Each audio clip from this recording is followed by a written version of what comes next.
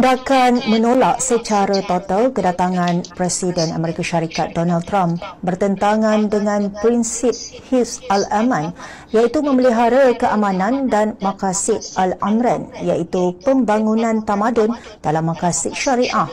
Mufti Wilayah Persekutuan Ahmad Fawaz Fadzil berkata, tindakan ekstrim atau boikot secara mutlak bukan sahaja mencela reputasi Malaysia tetapi juga membuka ruang terhadap sekatan ekonomi, tekanan diplomatik atau pembalasan dasar dari Amerika Syarikat. Buku bertimbun-timbun, kalau letak dalam kapal boleh terbenam dalam laut. Sijil macam gunung ganang tinggi, belajar tinggi-tinggi, duduk pejabat-pejabat tinggi dalam kerajaan. Tapi keluar statement kau ni macam orang tak ada iman. Ni lagi satu. Hak ni lah hak yang kata apa? Judi itu kalau kerajaan nak tutup tempat judi, janganlah tutup terus. Bagilah peluang, bagilah kerja. Sekurang-kurangnya tentukan masa depan dia, cari kerja. Bila dia dah dapat tempat kerja yang halal, tempat kerja yang lebih baik, barulah kita boleh haramkan judi dekat negeri-negeri, dekat negara. Macam ni lah. Buah-buah pikiran macam ni lah aku tak berkenan ni. Masa zaman Nabi dulu, turunnya ayat mengharamkan arak dengan judi, Nabi tak ada kata pula, ni Abu Bakar, Umar ke, Usman ke, korang ni dah berniaga lama dah. Arak, apa kata kurangkan sikit dalam 20 botol ke sehari? Nanti bila lama-lama nanti korang carilah inisiatif untuk meniaga sayur ke apa, ganti arak tu. Tak ada. Haram hari ni haram, itu jam juga lari, pergi terbalikkan semua tong-tong arak tu semua, banjir Madinah tu. Awak mesti lebih tahu, awak mufti. Awak tuan-tuan guru agama. Saya ni orang bodoh je cakap macam ni. Cakap macam orang awam ke. Tak perlu sanad, mantan hadis ke apa semua. Aku tak tahu apa-apa benda semua tu. Aku cakap ni berdasarkan apa aku rasa betul, aku cakap. Tak ada ilmu punya. Cakap main lepas je. Kan? Aduh, hai. Kau duk sibuk dengan maqasid syariah, maqasid apa benda ni. Ini bukan cerita P tu lah. P tu baru tahun 1947 dulu. Baru dia nak masuk, baru dia bom ataupun dia serang masjid, pecah sikit belah Kubah, adalah 2-3 orang cedera. Tu boleh kau ceritalah pasal maqasid. Ini juta dah mati tau. Ratus ribu dah mati. Berpuluh ribu dah. Setiap sejam satu baby mati. Sehingga ke berapa bulan, berapa tahun. Setiap sejam tau. Data rekod dekat sini. Yang sebenarnya awak ni sebenarnya takutkan apa? Takutkan Amerika tu ke? Jangan menggunakan agama untuk mencari poin untuk mengelak. Yang bahaya ni. Fitnah macam ni lah yang bahaya ni. Saya tak tuduh. Tapi bagi saya lah, memang tak kena cara lah. Tak kena cara. Dan semua orang tentang, orang-orang agama tentang apa semua. Ni bukan pasal politik tau. Pasal awak tu duduk pakai serban putih, kopiah merah, duduk dalam jabatan mufti, duduk jadi mufti wilayah ke, tak kira lah mufti mana sekalipun, tak kira, bukan. Kita nak menjatuhkan imej ke, nak menjatuhkan kedudukan ke, bukan. Ini orang yang bercakap ni yang tak ada ilmu agama, yang tak setanding dan setaraf langsung, tapi menggunakan akal fikiran yang waras, yang masih ada iman lagi, memikirkan. Yang kena bunuh tu, hari-hari kita mengaku saudara kita, itulah ibu kita, ayah kita, nenek, atuk semua. Tiap hari tau. Kita kat sini duk risau lagi pasal ekonomi, pasal dasar yang kena tarik, pasal masalah umat Islam. Kau pernah fikir pasal tembolok kau ke apa? Kau fikir kita nak hidup aman lagi dalam keadaan adik-beradik, saudara mara, mak bapak kita kena sembelih tiap-tiap hari kat sana? Kau masih duk fikir imbangan tara dalam agama ni benda yang macam tu, seminimum boleh. Bak kata tadilah aku ulang sekali lagi, kalau Palestin tu baru diceroboh, baru kebun-kebun dibakar, baru 2-3 orang cedera ataupun satu cedera parah, boleh ceritalah macam tu. Ini berapa puluh tahun dah, daripada tahun 1948 tu. Kalau hidup lahir zaman tu, dah jadi moyang atuk dah zaman sekarang ni. Jadi fikirlah. Aku tahu cai-cai walanon ni memang akan gunakan dalil ni, aku tengok. Kan? Nak kata apa lagi? Tapi lemah. Apa benda kau cakap tu? Samalah, aku pun tak faham yang kes rebranding tabung haji dengan ni. Cara hak ni. Sebab itulah banyak kali aku ulang, kalau jadi guru agama dalam kerajaan, tak kira daripada dulu ke, pada dulu lagi ulama' dengan kerajaan ni memang berselisih. Kalau betul-betul perjuangkan agama ni, kalau tak kena penjara, kena seksa, kena bunuh, itulah dia. Kalau orang yang betul-betul melawan. Sebab apa? Sebab akhir zaman kerajaan dengan Al-Quran tu dah berbeza jauh, bertentangan. Bukan saya cakap, UAI dalam ceramah dia cakap tanpa menuduh mana-mana kerajaan. Kan? Jadi macam, memang apa benda? Duk maqasid-maqasidnya.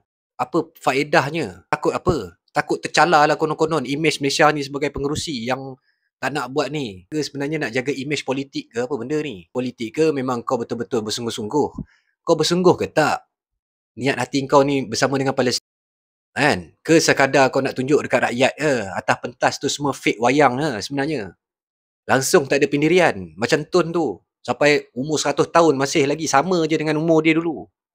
Tak lari sikit pun. Walaupun dia tu bukan latar belakang agama. Tak semestinya berlatar belakangkan agama ni. Ada agama, ada iman dalam hati dia. Tak. Kadang-kadang Allah tu hantar orang tu tak pandai agama pun. Tak pernah sekolah agama pun. Tak pernah duduk dalam majlis ilmu apa pun. Tapi hati dia ikhlas, Allah tengok hati. Tengok background kita. Pandai ke duk pakai serban besar bakul ke. Jubah panjang 7 meter ke belakang. Tak pandang semua tu. Poser ni Allah tak pandang. Allah tengok hati. Bukan tengok luaran kau. Luaran ni aksesori je. Kan? Nak jadi macam Tun tu pun tak boleh. Nak halang yang orang yang datang secara sah, mengatakan prinsip kita pun kau duk sibuk takut yang dia tarik ekonomi lah, takut nanti dia tarik pelaburan lah apa benda. Kau dah memang gagal. Kau tak payah tunggu dia tak datang pun dah memang gagal lah kerajaan kau ni. Jadi tak payah nak beria-ria, nak cover lah, nak dapatkan suara kolektif lah, perlu adil lah, perlu jaga. Kita perlu jangan terlalu ikut emosi. Ini bukan pasal emosi weh. Pak Ustaz weh, Pak Lebay weh. Ini bukan pasal emosi apa. Ini pasal mak bapak kau, adik-beradik kau dekat sana tu dah kena sembelih berpuluh tahun. Siap orang bukan Islam pergi dah 38 kali dah belayar kat sana. Kau buat apa? Duk berkecam dekat masjid-masjid je lah yang boleh pun. Duk berbahas pasal Sunni Syiah, duk berbalas pasal Wahabi Sunni. Itu je lah boleh. Orang yang pergi tu bertatu berapa tu. Kau nak tunggu ke yang pergi buka mata Maqdis tu? Orang dah sampai berlayar ke laut tu dah cukup baik lah. Yang kau duduk sibuk, duduk makasit, tak boleh nak ekonomi, nanti siapa nak bagi makan. Kau yakin dengan mereka yang bagi rezeki ke Allah bagi rezeki? Buku bertimbun-timbun, kalau letak dalam kapal boleh terbenam dalam laut. Sijil macam gunung ganang tinggi. Belajar tinggi-tinggi. Duduk pejabat-pejabat tinggi dalam kerajaan. Tapi keluar statement kau ni macam orang tak ada iman. Macam orang tak ada. Aku bukan nak salahkan. Betul apa kau cakap makasid-makasid tu memang wujud lah dalam agama punya. Tapi dalam situasi sekarang ni, Trump tu siapa? Setan Yahoo tu siapa? Israel tu siapa? Yang beria sangat kerajaan nak pertahankan ni tu. Kerajaan ni ada share apa-apa ke dengan Israel tu? Aku buat VTT sebelum ni. Kan? Bukan masalah nak mencari perbezaan ke, nak mencari point untuk kecam ke asal kerajaan buat je nak kecam masalahnya kau bagi point yang tak masuk akal. Kawan tu perang bukan cerita dia 7 Oktober 2 tahun lepas. Tu 1948. Kita duk cerita Isra' Mi'raj, kita duk cerita pasal Maulidur Rasul tu, adakah hari tu je wajib untuk kita? Bukankah kita perlu ambil ibrah tu terus amalkan dalam kehidupan? Kau cerita pasal Nabi Ibrahim tinggalkan Siti Sarah tak ada apa-apa. Pasal Nabi Muhammad lahir yatim piatu tak ada apa, bersusah payah daripada bawah.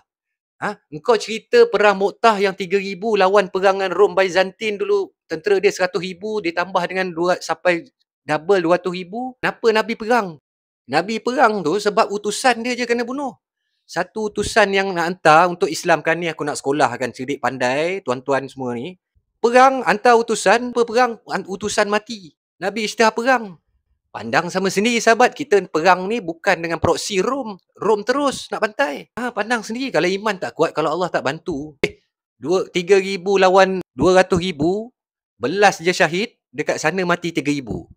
Kalau ikut kepala otak kau yang akal yang tak ada agama punya, logik ke tak logik? Tapi itulah yang berlaku dalam sejarah Islam. Makna Nabi tu, pengharapan dia kepada Allah tu tinggi. Tak ada kiranya ekonomi dekat mana, apa dekat mana. Aduh hai. Cerita agama, Isra' Mi'raj apa semua ni sekadar melengkapkan jadual untuk dapatkan allowance, gaji ke apa benda. Ambil cerita tu masuk dalam ibrah kehidupan. Sebab itulah, itu aku cakap negara ni daripada dulu, duk ambil agama tu atas-atas angin, bukan nak masuk dalam diri, jadikan amalan diri. Itu aku membebel ni. Aku tak mempertikaikan status kau sebagai mufti ke, tuan Qadi ke, tidak. Tapi bila keluar benda macam tu, membabitkan P ni, sekian lama ni, sendiri fikirlah kat mana pergantungan kau pada Allah ke pada mereka. Itu saja. Selamat buka kitab balik. Bye-bye. Assalamualaikum.